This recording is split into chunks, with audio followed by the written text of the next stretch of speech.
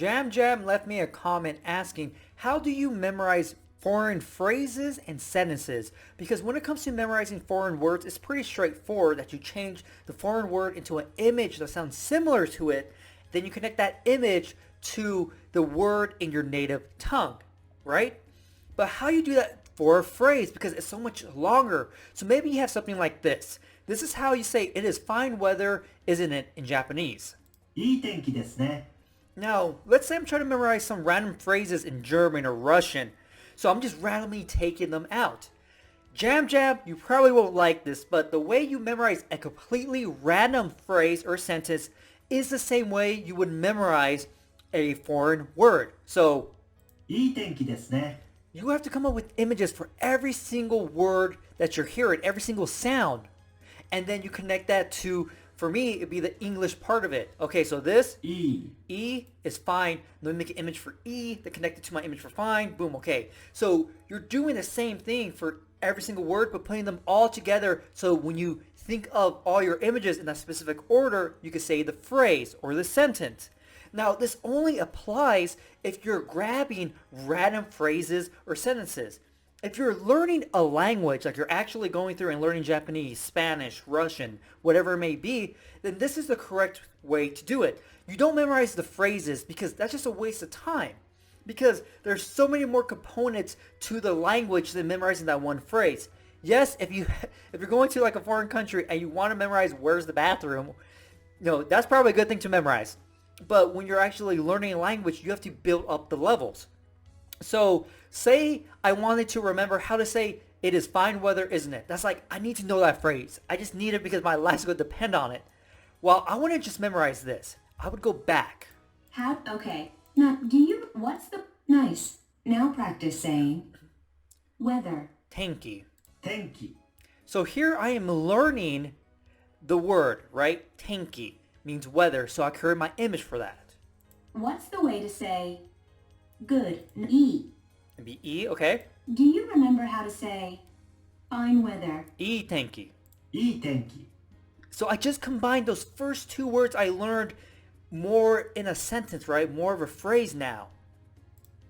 Nice. Now practice saying, Des. です。 okay. Now try to say, E tenki desu. it is fine weather. いい天気です。 How do you say, Desu ne. it is like ですね。 Now, put all the pieces E together tenki and desu say, ne. いい天気ですね。 So I learn each part of it, and then when I put all the parts together, I can say that phrase that I wanted to learn. Now, why is this important? Well, it's important because once I see the structure to saying the specific phrase, I could say other phrases just by switching out a word. Watch.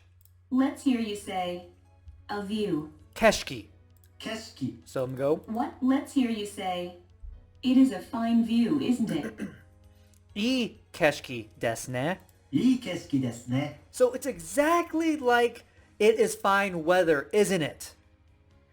All I did was switch a view, or I guess weather, for view. That's all I did. And I can say this other phrase. And so eventually, in this specific lesson, you learn rain, which is ame. I guess you could say, I ame desu ne. It is fine rain, isn't it? So see how by learning the structure of the language, I'm able to learn way faster and say way more phrases than trying to memorize, okay, let me memorize this phrase about fine view. Let me memorize the other phrase about fine weather. So you're memorizing all these different phrases, but at the base, at the skeleton, they're all the same. And if you understood how the structure was, I just have to switch out this one word. So saving yourself memorizing 5 different phrases, you have to memorize just 5 words compared to maybe 20 words, 30 words. So Jam Jam, if this is what you're doing, or if you're trying to learn a language, this is what you should be doing, learning the structure of it, not just memorizing random phrases, with the exception of if you need that specific phrase and you're not learning that in your lesson or whatever, then you just memorize it, okay? But if you are learning language, you have to go through all the levels.